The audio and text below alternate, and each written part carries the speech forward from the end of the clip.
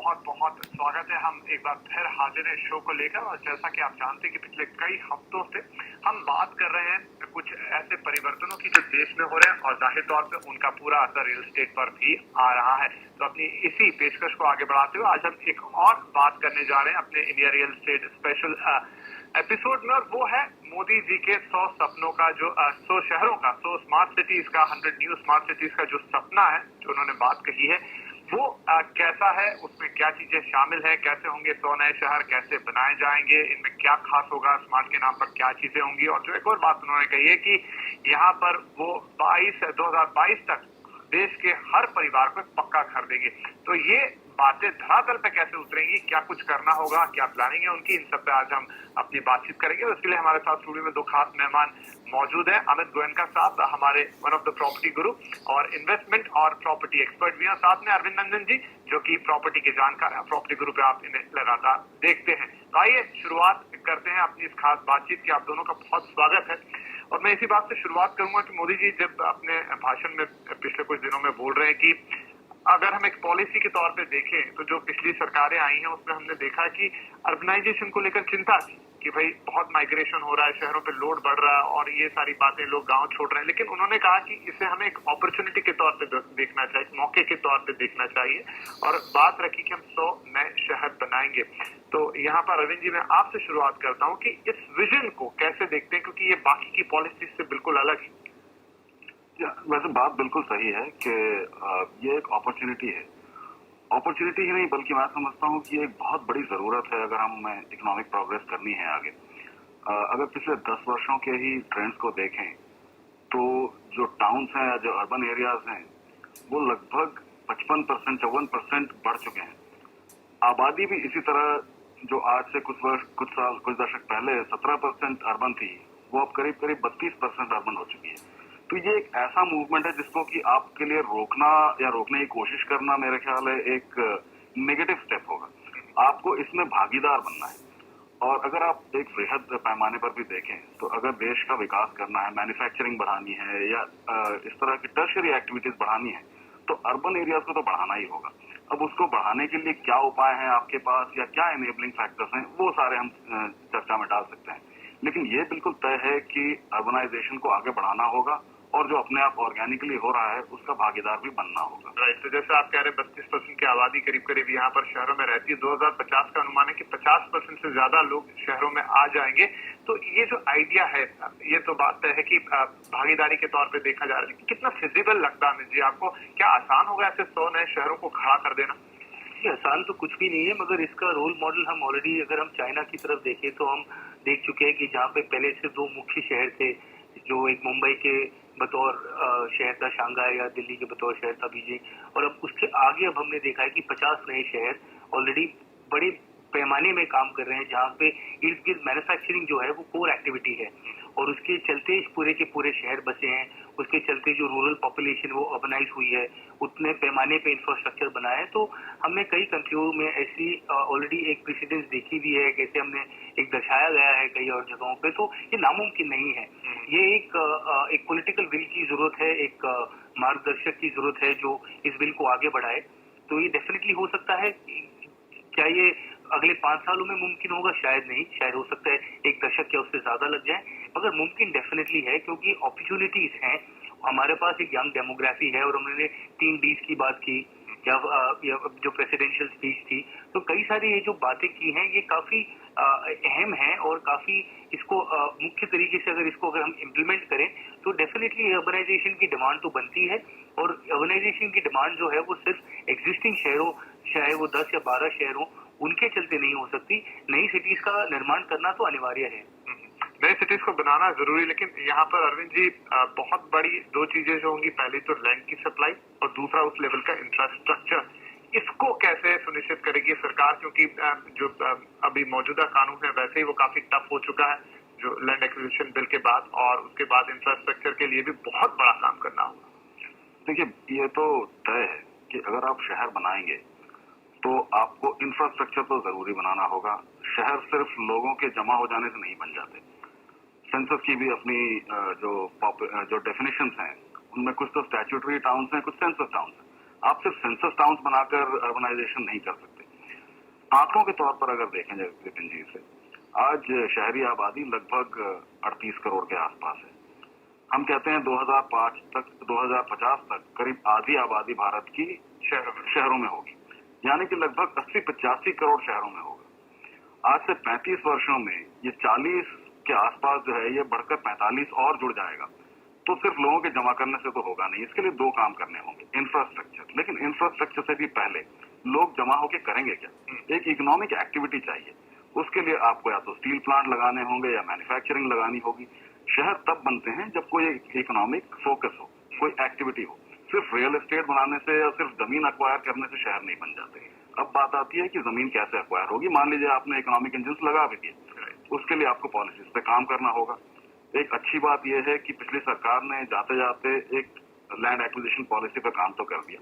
हालांकि इस समय ये चर्चा हो रही है कि उसमें और सुधार की जरूरत है और किस तरह स्टेट्स और सेंटर के बीच में एक बैलेंस बनाया जाए ताकि दोनों मिलजुल कर एनेबल कर सके। तो काम बहुत है इसमें। जैसा अमित जी कह रहे थे, ये अगले आने वाले 5-6 वर्षों में होना या 2022 तक हो जाना काफी मुश्किल काम होगा। मेरे ख्याल से अचरज भरा काम होगा अगर कर लिया तो इसको करने में 10-12 साल लगेंगे। लेकिन अगर आपने आज शुरुआत कर दी है तो हो सकता है 10-15 वर्षों में आप वहां पहुंच जाएं कि आप 2050 की जरूरत को पूरा कर सकें। अगर ये 4-5 साल व्यर्थ हो गए, वेस्ट हो गए, तो फिर बहुत मुश्किल है इस काम को। तो यहाँ पर जैसे अरविंद जी कह रहे हैं कि इकोनॉमिक एक्टिविटी का होना बहुत जरूरी होगा, तो जो गिफ्ट सिटी एक हम देख रहे हैं गुजरात में जिसकी चर्चा अक्सर होती रहती है, वो भी क्या मोदी जी के इसी विजन का एक छोटा सा हिस्सा लगती है? वहीं पे कुछ उन्होंने काम गुजरात में उस तरीके से शुरू किया था कि योजना तो उसी तरीके से बनाई गई थी कि एक नए क्वाज़ाई शहर या एक छोटा सा टाउनशिप की वहाँ पे एक निर्माण बने और जो एक एम्प्लॉयमेंट अपॉर्चुनिटी बने। बिकॉज कई वर्षों तक गुजरात में इनवर्ड माइग्रेशन नहीं था, कोई क्रॉस बॉर्डर ट्रेड नहीं था। और जब सबसे पहले सानंद बना कई वर्षों बाद, तो एक सडनली इकोनॉमिक स्पर्ट हुआ, एक सडनली एक लोकल एक्टिविटी बढ़ी, एम्प्लॉयमेंट अपॉर्चुनिटीज बढ़ी। तो उसी तौर से एक फाइनेंशियल डिस्ट्रिक्ट का क्रिएट करना या एक इन्वेस्टमेंट डिस्ट्रिक्ट का क्रिएट करना, जैसे हमने हैदराबाद में कोशिश देखी है या कई और शहरों में कोशिश देखी है कि एक फाइनेंशियल डिस्ट्रिक्ट बने जहाँ पे दुनिया भर के इन्वेस्टमेंट बैंक्स या इन्वेस्टमेंट कंपनीज या एक जो फाइनेंशियल इंस्टीट्यूशन है उनको वहाँ पे एक जगह प्राप्त हो। बट ये जो गिफ्ट सिटी का जो काम है वो पिछले 10 साल से ये ड्राइंग बोर्ड पे है। इतना आसान नहीं हुआ है कई सारे इश्यूज की वजह से। तो डेफिनेटली ये वो विजन के चलते तो है, मगर क्या वो अभी तक सक्सेसफुल हो पाया उसका तो अभी तक हमको प्रमाण नहीं मिल पाया। मगर अगर हम गिफ्ट सिटी से हटकर अगर जो की इंडस्ट्रियलाइजेशन की, जैसे अरविंद ने ठीक बताया कि इंडस्ट्रियलाइजेशन है या इकोनॉमिक एक्टिविटी का होना बहुत ज्यादा जरूरी है, तो जो हमने दिल्ली मुंबई इंडस्ट्रियल कॉरिडोर का एक जो डेवलपमेंट देखा है वो इस सपने को साकार करने में काफी बड़ा योगदान दे सकता है। बिकॉज अगर आप देखें तो इसमें तकरीबन 5 स्टेट्स अभी काफी जोर शोर से जुटे हुए हैं। उसमें गुजरात भी है, महाराष्ट्र भी है, एमपी भी है और नॉर्दर्न स्टेट्स भी हैं। तो उन्होंने अब एक जो पब्लिक प्राइवेट पार्टनरशिप के बतौर एक जो काम शुरू किया है, अब उसको साकार करने का समय है। अगर आप इस विजन को आप रियलिटी में देखना चाहते हैं, क्योंकि ऑलरेडी इनके पास लैंड अवेलेबल है। अब इनके पास जापानीज कोऑपरेशन या कोलैबोरेशन का टाई अप हुआ है। इस बार भी बात हुई कि जापानीज इंटरवेंशन से हम इंफ्रास्ट्रक्चर डेवलप करेंगे, खुद अकेले नहीं कर पाएंगे। सिमिलरली वहाँ पे क्योंकि आप टैक्स इंसेंटिव दे रहे हैं, आप एक इंडस्ट्रियल फ्रेट कॉरिडोर बना रहे हैं, अब कई ऐसी सुविधाएं बना रहे हैं जिसकी वजह से यातायात बढ़े, जिसकी वजह से इंडस्ट्रियल आउटपुट बढ़े, जहाँ पे लोगों को अपने प्लान सेटअप करने में मदद मिले। तो क्योंकि हर स्टेट इसमें पार्टनरशिप कर रहा है, तो इफेक्टिवली ये एक काफी इंटीग्रेटेड प्रोग्राम है जिसको अगर आप फास्ट ट्रैक करें तो ये एक सिंगल मात्र प्रोग्राम ही आपके 50% आपके विजन को या ड्रीम को पूरा कर सकता है। राइट, चलिए, तो ये तो हमने देखा कि किस तरीके से इस विजन का 100 स्मार्ट सिटीज का एक आधार बनेगा, कैसे बात आगे जाएगी। लेकिन अब ये स्मार्ट सिटीज कैसी होंगी, क्या खास होगा इनमें दूसरे शहरों के मुकाबले, ये चर्चा करेंगे इस छोटे से ब्रेक के बाद। तो नए शहरों की प्लानिंग की बात हो रही, मोदी जी का जो विजन है, जो सपना है हमारे नए प्रधानमंत्री का, वो कैसे धरातल पर आएगा, उससे देश का रूप और मानचित्र कैसे बदलेगा। अमित जी, अब जबकि 100 नए शहर यहाँ पर बनाए जाएंगे और काफी हमने बातें की कि कैसे प्लानिंग की जाएगी और किस तरीके से सब कुछ कोऑर्डिनेशन के साथ होगा, लेकिन जहां तक रियल स्टेट की बात है, जब आप इतने सारे लोगों को एक नई जगह देंगे, यानी काफी कंस्ट्रक्शन होगा, घर का भी, दुकानों का भी, ऑफिसेज का भी, हर तरह का, रियल स्टेट सेक्टर को इससे कितना बूस्ट मिलेगा? देखिए बूस्ट एज एन इंडस्ट्री तो 100% मिलेगा ही, क्योंकि नया जब उद्योग आता है, नया कंस्ट्रक्शन का अपॉर्चुनिटी बनती है तो डेफिनेटली रोजगार बढ़ता है, आमदनी बढ़ती है, जीडीपी बढ़ता है, सेक्टरल ग्रोथ बढ़ती है, तो डेफिनेटली उसका एक इंडस्ट्री पे पॉजिटिव इम्पैक्ट आता है और पूरा कंस्ट्रक्शन सेक्टर या और मटेरियल सेक्टर के ऊपर भी उसका डेफिनेटली उसका ग्रोथ का इम्पैक्ट तो आएगा ही।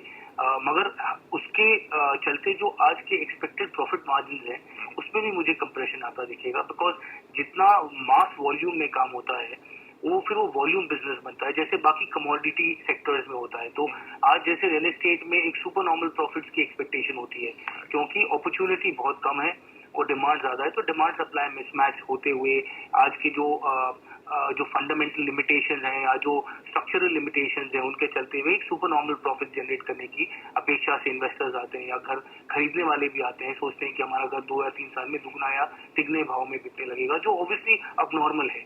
तो एक नॉर्मलाइजेशन वाला सिनारियो आएगा जो बाकी जो आपके एसेट क्लासेस हैं, बाकी इन्वेस्टमेंट क्लासेस हैं, उसके एक लाइन में चलने लगेगा जैसे पूरी दुनिया में चलता है। अगर आपका इक्विटी मार्केट से 20% या 15% से ज्यादा सालाना ग्रोथ की एक्सपेक्टेशन नहीं है, तो सिमिलरली रियल एस्टेट जो 25 से 30% ग्रोथ है वो उस प्राइस में एटलीस्ट उतना नहीं ग्रो पाएगा, और वो भी प्राइस पॉइंट्स हैं वो कुछ चंद शहरों तक लिमिट होंगे, बिकॉज अब सप्लाई क्रिएशन होगी, अपॉर्चुनिटी क्रिएशन होगी, तो industry as a whole size में बढ़ेगी, बट जो मार्जिन होंगे वो डेफिनेटली कंप्रेस होंगे, जिसकी वजह से डेफिनेटली एडवांस साइड अफोर्डेबिलिटी आएगी, कुछ नए शहरों में नए शहर बसेंगे, जैसे हमने एनसीआर रीजन में काफी हद तक इसका हमने प्रमाण देखा था कि कहाँ 2-3 शहर से बढ़कर तकरीबन 10 शहर तक हो गए थे जहाँ पे काफी भारी मात्रा में अर्बनाइजेशन हुई और उसकी वजह से प्राइस रैशनलाइजेशन हुई थी। तो सिमिलरली ऐसे और भी रीजन में हमको देखने मिल सकता है जहाँ पे प्राइस रैशनल हो और एक ऑल्टरनेट अकोमोडेशन या ऑल्टरनेट एनवायरनमेंट का एक निर्माण होने की वजह से जो प्रेशर पॉइंट्स हैं मेन मुख्य शहरों पर वो ईज आउट होते दिखेंगे। तो एक थोड़ा सा अफोर्डेबिलिटी फैक्टर डेफिनेटली बनेगा, एक ऑल्टरनेट अपॉर्चुनिटी फॉर लिविंग और वर्क बनेगी, और as a whole obviously industry के लिए बहुत बेहतर है, कंज्यूमर के लिए बहुत बेहतर है। Having said that, investor expectations भी रैशनलाइज करनी होंगी और कॉस्ट ऑफ कैपिटल भी रैशनलाइज करना होगा।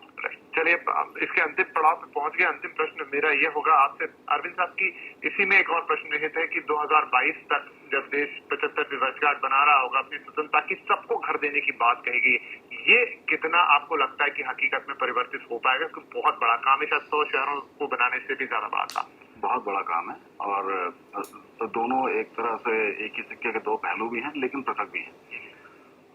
आज जो हाउसिंग शॉर्टेज है वो इतनी ज्यादा, आंकड़े हालांकि अलग अलग एजेंसी से अलग अलग मिलते हैं, लेकिन फिर भी ऐसा कहा जाता है कि 27-28 मिलियन की हमारी शॉर्टेज है। ये बना पाना अपने आप में एक मेरा ख्याल है बहुत हरक्यूलियन टास्क है। मुझे लगता है इसमें दिक्कतें बहुत आएंगी। सबसे पहले तो ये है कि आपको शहरों में जो लैंड अक्वायर करनी है वो उतनी आसान नहीं है, और जो रूरल एरियाज में अक्वायर करनी है उसके लिए एक अलग पहलू है। मेरे ख्याल से हमें इंतजार करना होगा। मेरा अभी पूरी तरह विश्वास नहीं बन पाया है कि शायद हम ये टारगेट अचीव कर लेंगे, लेकिन अगर हम इसका 3/4 भी करीब पूरा करें तो एक बहुत बड़ा काम हो सकता है। एक आखिरी बात और कहना चाहता था विपिन जी, वो ये कि 100 शहर जो बनने की बात हो रही है वो ऐसा नहीं कि सारे के सारे 100 एक साथ आ जाएंगे, ये एक वेव में आता है। पहली वेव जो आएगी वो अगर हमारी इकोनॉमिक जो अपटर्न है उसके साथ कोइंसाइड हो गई तो उसका एक अलग बिहेवियर होगा, लेकिन जो दूसरी वेव आएगी, मान लीजिए वो इकोनॉमिक डाउनटर्न के साथ कोइंसाइड होती है तो वो एक उसमें एक अलग प्राइस का इम्पैक्ट आता है। तो ये 3 या 4 वेव्स में 100 शहर बन पाएंगे या हाउसिंग बन पाएगी, ये सारे के सारे हो सकता है इकोनॉमी को या प्राइसेस को एक तरह से इम्पैक्ट ना कर पाए।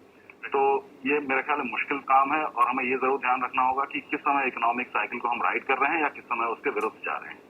चलिए, तो काम यहाँ थोड़ा मुश्किल जरूर है, लेकिन जैसा चर्चा की शुरुआत हुई थी कि संभव सब कुछ है, बस ये देखना होगा कि प्रॉपर प्लानिंग हो, कोऑर्डिनेशन अच्छा हो और एक पॉलिटिकल विल हो, जो हमें लगता है कि शायद अब उसका वक्त देश में शुरुआत हो चुकी है। तो हम ये भी देखते हैं आगे चलते हुए कि शायद ये जो 100 नए शहर हैं और जो सबको घर की बात है, ये सपना भी देर सवेर शायद सच होता हुआ दिखाई देगा। आप दोनों का हमसे बातचीत करने के लिए बहुत शुक्रिया, और आपका भी इस कार्यक्रम को देखने के लिए बहुत शुक्रिया। नमस्कार।